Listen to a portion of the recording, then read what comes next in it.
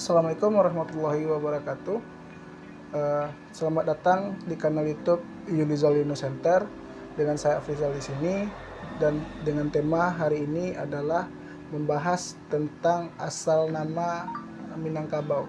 Telah hadir bersama kami yaitu Bapak Dr. Yulizal Yunus, MSI, Datuk Rajo Bagindo, yang merupakan seorang pemuka adat di Minangkabau dengan gelar adat yaitu Datuk Rajo Bagindo. Mungkin langsung saja Pak, pertanyaan yang pertama, dari mana asal kata Minangkabau itu Pak? Dari perspektif adat kita Pak.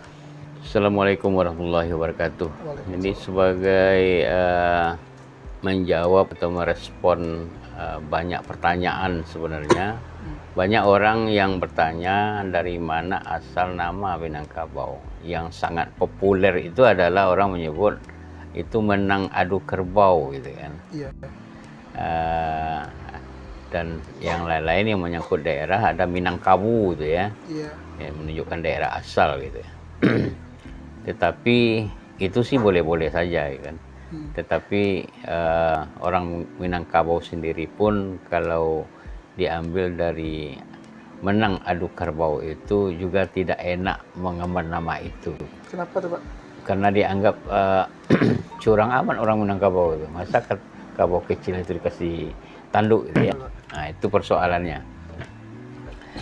Jadi dalam sebuah penelitian saya menulis buku Kesultanan Pagaruyung Jejak Islam dari kerajaan-kerajaan dahulu di Damasraya, dan diterbitkan buku itu tahun 2016 oleh Litbang Kementerian Agama Republik Indonesia. Iya.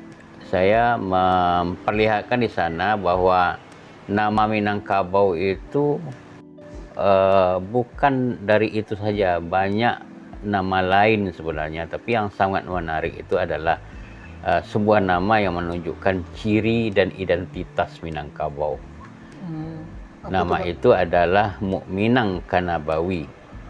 Mukminang Kanabawi. Iya, artinya ciri beriman. Karena itu kalau ada undang adat Minangkabau itu ABS SBK, iya, itulah cirinya Minangkabau, jati dirinya Minangkabau. Adat Basandi Sarak, Sarak Basandi Kitabullah. Jadi Mukminang Kanabawi itu artinya adalah bahwa orang Minangkabau itu sudah sejak awal beriman seperti berimannya umat para nabi sebelumnya. Mukminang itu orang beriman, Kanabawi adalah seperti yang pengikut para nabi gitu ya. Seperti itu. Jadi kalau begitu ada hubungan Mukminan itu kan dari perspektif Islam. Yeah. Kalau perspektif Minangkabau itu kan ya, ciri khususnya. Nah, di adat dengan Islam itu tak bisa dipisahkan, dan itu yang menjadi Sumpah Satya Bukit Marapalam bulan Mei tahun 1403 itu ya, dan ditetapkanlah sumpah itu, yakni adat Basandi Sarak, Sarak Basandi Kitabullah. Nah, itu intinya. Jadi menunjukkan antara Islam dengan adat itu tidak berpisah. Oke Pak. Ya. Yang menyebut itu sebagai Mukminang Kanabawi itu apakah pelancong Pak atau siapa gitu? Itu ada kaitan dengan sejarah bahwa orang Arab itu jauh sebelumnya itu kan sudah berdagang ke Damasraya, ke Minangkabau melalui jalur perairan Batanghari.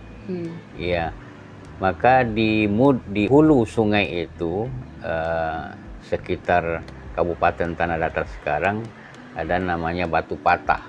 Batu Patah. Iya, disebut-sebut di situ telah pernah tinggal masyarakat Arab, pedagang, ya.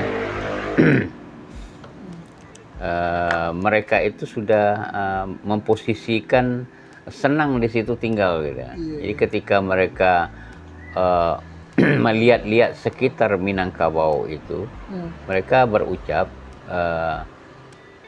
orang Sumatera Barat, orang dulu kan ada Sumatera Barat, Minangkabau ini sudah seperti tingkat keberimanan sudah seperti umat nabi-nabi sebelumnya. Oh, berarti orang di daerah situ, Pak ya? Iya, Makanya ya sekitar dia mungkin memutar-mutar seluruh Minangkabau gitu ya. Tapi di daerah itu sudah mereka lihat tingkat keberimanan sudah bagus. Karena itu bahasanya Mukminang Kanabawi gitu. Dan itu yang membedakan Minangkabau dengan masyarakat-masyarakat lain, keberimanannya itu gitu kan. Nah, itu kan identitas awal gitu ya. Betul. Tetapi itu akan menjadi jati diri yang kalau dilihat realitanya tentu akan terjadi perubahan-perubahan. Yang berubah itu kan perilaku, yang nilai-nilai keimanan kan tidak berubah. Nilai-nilai adat tidak berubah. Yang berubah adalah perilaku menganut nilai itu gitu. Nah, jadi di dalam ayat kan juga disebut dalam surat Sajadah, ada disebut tuh, afaman kana mu'minan kaman kana fasikal la yastawun. Apakah berbeda orang beriman itu dengan orang fasik gitu? Ya, apakah sama orang beriman dengan orang fasik gitu? Orang fasik itu artinya tingkat keberimanan itu belum kuat gitu. Belum kuat. Nah, itu yang membedakan. Nah, kalau disebut tadi Minangkabau itu core-nya ada adat, dan adat itu mewakili kata kebudayaan dengan keseluruhan sistemnya, maka adat itu sebetulnya kebudayaan orang Minang yang di dalamnya ada nilai-nilai keberimanan itu.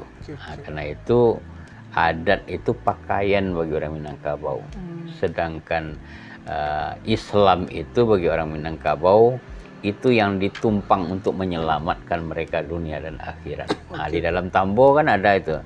Ada Tambo sekitar tahun 1875, di halaman awalnya sudah disebutkan tuh ya. Adat katanya dipakai menjadi seluruh alam ya. Adat dipakai menjadi ya seluruh alam. Kalau bahasa Tambonya, baramulo ini jumlah pada menyatakan dan menerangkan yang patut dipakai. Ya, adat itu patut dipakai. Dan itu dipakai oleh isi alam pada setiap negeri Arab dan Parsi dan negeri-negeri Ajam gitu ya. Negeri Ajam itu masuk kita kan. Jadi ada di pihak Masyrik dan Maghrib gitu kan. Daripada sekalian raja-raja yang mempunyai kerajaan pada tiap-tiap negeri Arab dan Parsi dan Ajam, daripada masa Nabi Adam alaihissalam sampai kepada kesudahan sekalian Nabi, yaitu Nabi Muhammad SAW. Artinya orang Minangkabau dan nilai-nilai Minangkabau ini sudah dipakai bangsa dari dunia sebelumnya, dan sudah dipakai itu sejak masa Nabi Adam sampai ke Nabi Muhammad SAW. Nah, ini pakaian gitu. Jadi adat itu bukan petata petitih gitu kan. Ya, bukan pantun-pantun gitu ya. Jadi nilai yang dipakai yaitu bersumber kepada Islam itu sendiri. Nah, tentu akan muncul pertanyaan, bagaimana sebelum Islam risalah seperti risalah yang dibawa oleh Nabi Muhammad, seperti apa orang Minangkabau?